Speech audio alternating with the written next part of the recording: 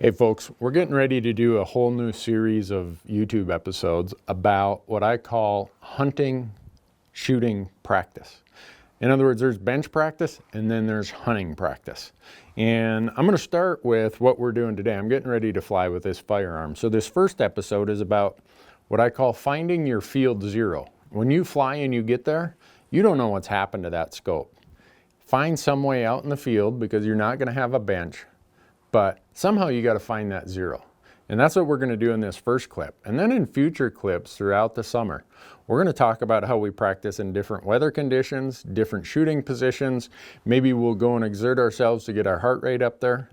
Anything that can replicate what the real hunting experience is as shooting applies to that. Bench shooting's great. I do it. I love to get my zero on the bench if I possibly can. But I can't always do that. I want to make sure that the time I spend once I've got a zero is something that's applicable to hunting. Well, Matt Hornback from Howa has asked me to come to Nevada, so I brought all my shooting stuff, and we're out trying to do some real life kind of how it works when you're out shooting. None of this perfect setup stuff. We're trying to replicate a little bit of real life shooting conditions. Matt is a graduate of the Army Sniper School, and I'm always open to whatever notes and instruction I can get from a guy who shoots as much as Matt does.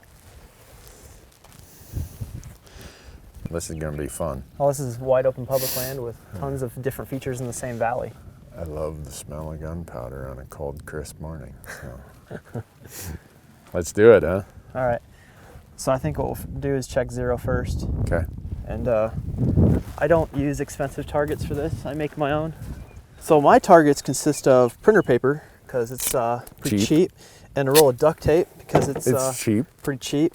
So you can just take about an inch square of duct tape and get a solid side to it and slap it right on the piece of paper. We're going to actually use the corner. Okay. We're going to pick a hard corner and we're going to go after that corner, and it's called refined aiming point.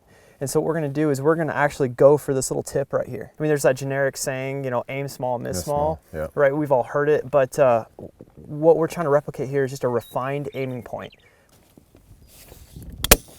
But Matt, the target manufacturers are going to say, Matt, I'm not doing them any favor. That 3 cents you have in this target, how do you expect us to make any money when you make targets for 3 cents a piece and we're selling them for $1.50 a piece?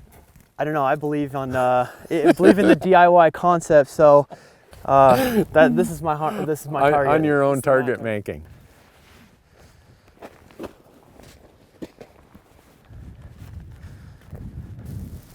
You want me to help you out with a position right now? Because I see some things that we can fix real quick. I'm here for notes. All right, so the first thing we're gonna do is, okay, so you see how the barrel is oriented? Yep. All right, so if you were to look at what I was looking at right now, you're actually canted off to the side of this. Yeah. So when we're establishing a zero or doing base grouping or anything, we want to take everything out of the equation. That's why we're using bags or as low to the ground as possible. So we want to get our body lines as in line with the muzzle as possible. So that's a lot better. I would still scoot your hips over to the right about another 2 inches. It's gonna feel a little funky at first, but you'll find that pocket. So basically what we wanna do is we wanna make that muzzle line come straight out, and basically you wanna feel it as center to your body as possible. And then what we're gonna wanna do is we're gonna spread our base out a little bit, so your feet, you're gonna widen your feet and drop your heels down. That way everything is as low to the ground as possible.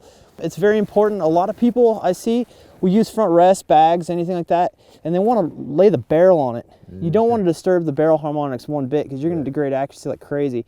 So what we're going to want to do is support the fore end because it's free floated. And then what we're going to want to do with the rear bags, we're going to want to use that to basically anchor the rear of the gun, use that to change our elevation a bit. And what I'm doing with the rear bag underneath it, I have my hand around it, and what I'm doing is I'm resting the rifle right here, whatever side I'm using, depending on my setup, and I'm controlling the height of the rifle, the elevation, just by squeezing. And when I find that right elevation, I'm just going to maintain pressure on that bag. So every time I go shoot rifles, I always have the same warm-up procedure. I find my sight picture, I'm going to work on my trigger squeeze, I'm working on my breathing, and basically take me out of the equation. I'm going to lessen the likelihood of me throwing that shot. I'll go ahead and send the bolt home and take a few dry runs. Just go ahead and dry fire the rifle. And we're going to acquire that sight picture. We're gonna calm down, we're gonna get our breathing rhythm. When I'm grouping rifles or establishing zero, I normally try to do 2 breaths, so at the bottom of my second breath, I'm gonna squeeze that trigger.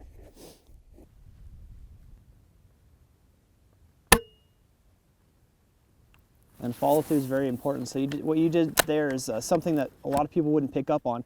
You stayed on target well after the shot was has broken, and you tried to spot your shot. Even though we're doing dry fire practice, repetition is key. So always follow up. I don't know how many times I've seen people take a shot at an animal or something, and the first thing they do is come off the glass, and they want to stare at it. No, you got to stay on glass. You got to stay on target. Make sure, try to spot exactly where that impact went. You should know where your shot went. Good follow through is key.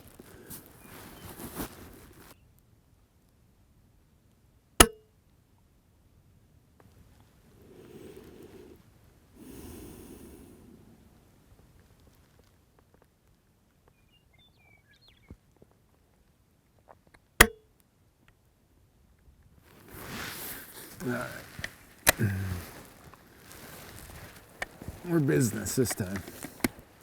All right, which target board are you looking at? Left or Left. which target paper? Left or right? Left. Left, okay. I'm on glass, it's on you.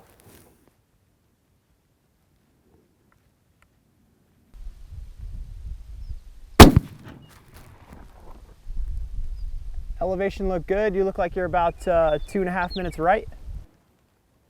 So we can go ahead and make that correction real quick. We'll send another round. So we'll go ahead and throw that cap back on, take another poke at it. So I'm trusting the shooter a lot here because I know your experience. I was gonna say, yeah. Anybody else, I would have them throw 2 rounds and then we'd verify from that. But I'm very confident in your abilities, so we're just going to do 1 round and then verify. And your elevation looks actually pretty spot on for your zero. So we're just going to worry about that left to right. All right. You're putting a lot of trust in the shooter, Matt. I don't know if that's a well-placed trust. I have faith.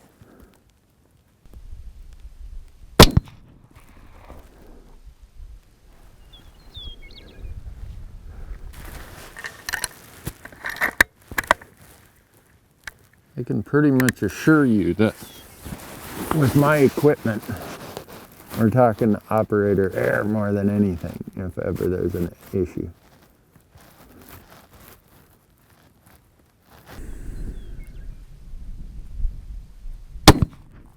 There we go. I'm calling that good. You're within that tolerance. So we're gonna call that zeroed for right now. Okay. So we got pretty close to that corner we were aiming at, and I'm gonna call that a pretty darn good field zero. Okay. So we'll just move on to some different alternate firing positions and set up some steel. Okay.